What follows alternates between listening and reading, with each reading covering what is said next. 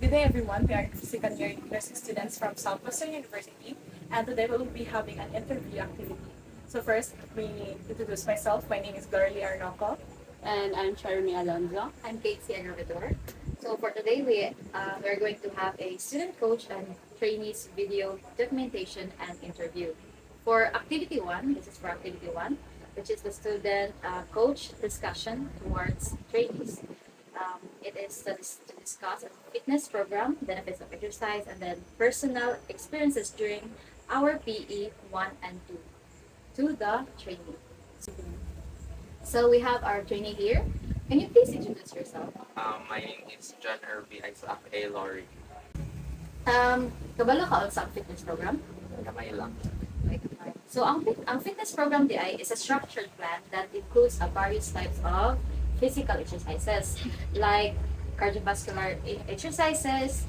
Ang cardiovascular ay naka-include ang running, cycling, swimming, and then nasa tayong strength training, which is nadiri ang weightlifting, resistance band exercises, body weight exercises nga na ang push-ups, about na push-ups, diba? And then squats. And then we also have here flexibility and stretching, like yoga, pilates, and static stretching. And then also we have balance and coordination, which is activities here ay balance exercises, specific sports drills. Then also, lastly, we have a core exercises, which includes planks, sit-ups, abdominal, crunches, and naka-benefit siya mga strengthened muscles of the abdomen, back. So now, mag-discuss ko sa benefits of exercises. So, and kapag naman ko na nag-exercise ka regularly, right? How many times ka mag-exercise in a week? Katulog. Twice a week. I see. So, we all know na ang exercise is very essential for for maintaining our health lifestyle, di ba? So, some of the benefits, does it improve sa inyong mood and self-esteem when you exercise? And also improving our physical health, our feet, our body, and also if you want to fix our body clock, like sleeping body clock, we want to fix our sleeping schedule. Yes, and also it also enhance our weight and normal rin mong BMI. Oh, normal. That's good. So that's it's really good na nag-exercise ka twice a week, and I hope you keep doing that. And it means nga na you guys healthy lifestyle. And then to create a balanced fitness program, since mag-exercise man jud ka twice a week, so first is to set a clear goal. So if ganahan kag mas kuan jud effective jud nga exercise routine is mag-set jud ka goals, and then hinahinay ka mag-start slowly mga anything na tanaw ni mga recreational activities na makahelp sa imong mga and then consistency is key. Like much better if mag-exercise ka continuously. Kay now uban if mag-exercise mo undang nga ang mahitabo like pulaan hindi ka sila ganahan exercise Stop na. so and then mix it up like bati mong guro if balik ang kuan gani ang exercise gani na akong buhaton like ang routine so mga boring so namit man dito and like magbutang sila mga music or like pamaagi sa ilang work ilan na ra gani and then listen to your body needs at rest atong lawas so dili sa din magabusak ang exercise so So, right now, mukuha na nimo ka since PE subject na siya, we are going to share our experiences sa PE 1 and 2. So, sa ako ang experience kay Miss Aves ang nakahandle sa mo. And then, extreme po to yung mga activities kay na ay mag-exercise yun. Like, need yun mo like per week, like change anang para may bawaan jud nimo nga nag-exercise ka mag-change yung meat like color coded jud na siya nga kuan like this week is for this na video send jud ka ana that time ay that deadline send jud ka dapat ana so kababa ka ay exercise is very tiring especially kanang sa mga person na dili hilig og exercise which is ako po di jud ko hilig exercise pero na-achieve na pagka-achieve na kong ato nga kuan na mga goals nga nabuhat jud na ko like nakapass ko on time like conscious siya kanang I'm feeling happy that time kay wala ko ga-expect nga as sa akong self kinabuhat na ko mo exercise ko kuan jud siya kanang it's a lifestyle goal jud siya sa akong self kay di jud ko never jud ko mo exercise. Sa ko ang personal experience with back PE1 is ako yung type of person na dili jud consistent pag-exercise. And ako lang jud kay ko. And since dili man jud ko maayo sa specific sport, so napunta ako sa sport phonetics sa Magsayo ni. And that's fine kaya akong ginakap kay since sayo-sayo man siya, and I'll take that opportunity to like magpasingot like for pag-parisi ng toxin sa akong body para pag healthy pa di feel na rot like I don't feel rot sa akong body bitaw. And after doing like practices like dance practice is that it lighten up my mood every time I wake up sa morning. And also na improve ako ang skin complexion. And I feel happy like na-change ako ang like I don't feel sad na like I don't feel empty for no reason, and because of like I have that kind of physical activity is that it helps me so much and it makes me feel better, like it makes me feel so much healthy. So, and for me naman sad kay ang nag-handle na mga ako kay cities pag first year, mag second sem kay si Sir Eddie dito siya niya. Kuan jud as in like video sige ang PE ganit like kuan like pag face to face kay kuan siya like by pair or by group ang PE niya. Lagi yan na night naman sa face to face pero if sa online na niya pag PE mo like PE gayud sa oras like mga schedule mo na nya kami laging nursing student nya kadang kita buhaton no sumoto kay nani man jud ko ato like Saturday na ako nagbuhat sa good for 1 week nga video so moto pag Lunes so ano ko pabarong kaya usap na ko moto pagsakay pa lang sa bus naggunit na tabangan ako sa conductor okay ra kaday so moto man ay pag-abusar sa mag-PE no ay pag-abusar So we are now at the activity 2, which we're going to have a interview activity. So this time, we have here Isaac. He will be the one to interview someone. And then we have a guided questions. Can you please read? So this is the guided question that you'll be questioned sa training. So number 1 is what type of lifestyle does she or he have at present, and why did he or she choose this kind of lifestyle? Then the second question is what was the turning point that made her realize to engage in physical activity, and what keeps him or her motivated?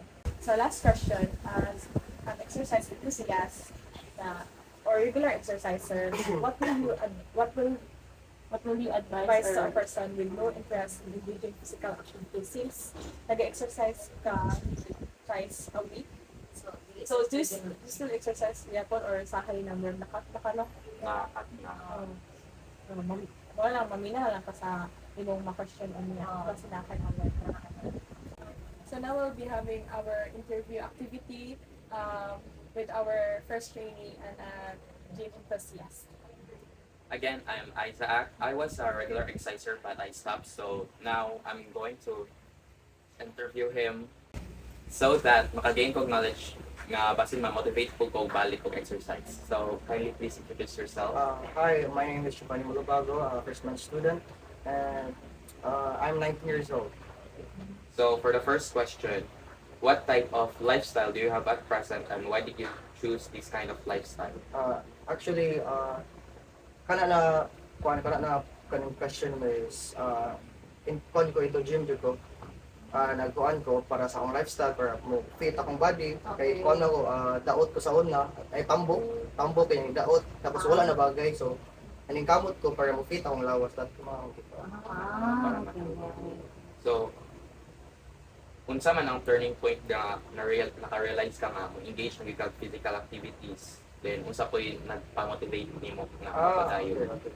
So, nagpa-motivate na ko is akong tawag ni, kanang mura ko na-discourage akong atong paglas na akong pagkadaot, akong manitambok, wala doon sa napagay yung tanan. Mo to, na-realize ko na dapat mag-gym ko, so nag-gym ko almost 9 months na ko ato. Wow. 9 months na. Ngayon, mag 1 year na. Wow, consistent. Ah, So, as an exercise enthusiast or regular exerciser, what will you advise to a person with no interest in engaging physical activity? So, for my advice for that is, dapat mo kuan ta mo tag lifestyle. If dili ta mo kuan sa atong lawas, wala jud ta. Kay masakiton, mas dali pa tag makuan, makitag sakit, dili jud ta mabagay, di ba? Dapat kanang physical activity like jogging lang, pag it's okay ano jud na sa 1 week lang dapat makakuan ta magpasingot ta kuan titan natulog ba sa isa ka week ba dapat magkuan jud ta Active pa active jud ta ba Improve our mood.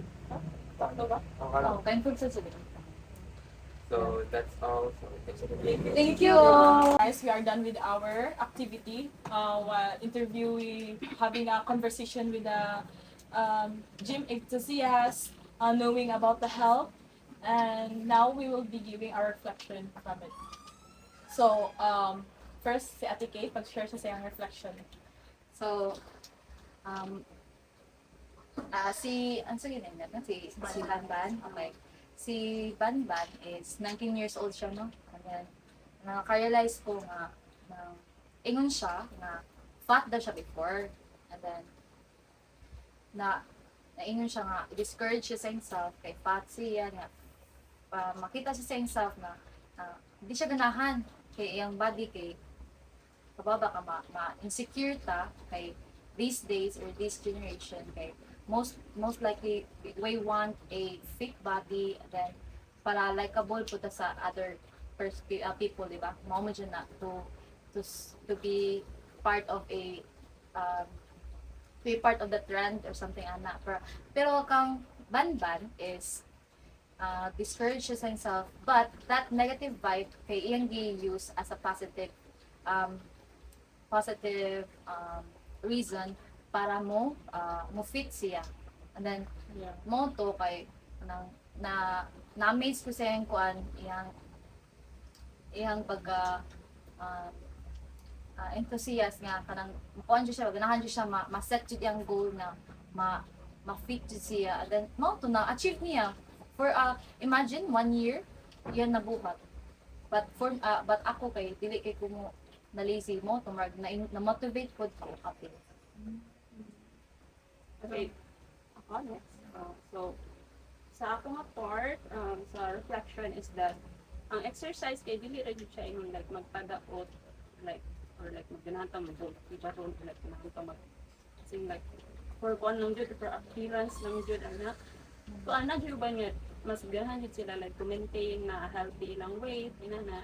And also as a nursing students, we encourage also other nursing students to be physically active, like dili lang kay yung mag-study na.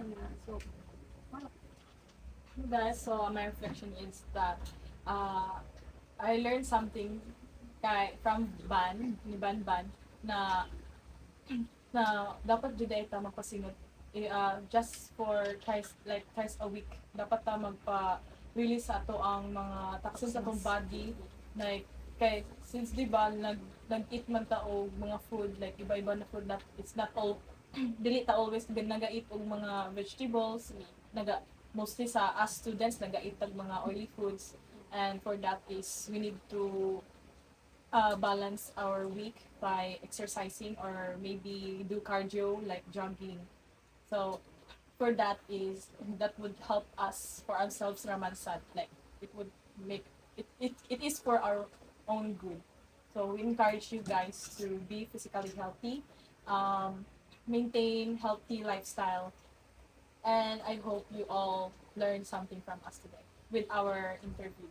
Be physically active. no pain, no gain. Health is wealth. Eh,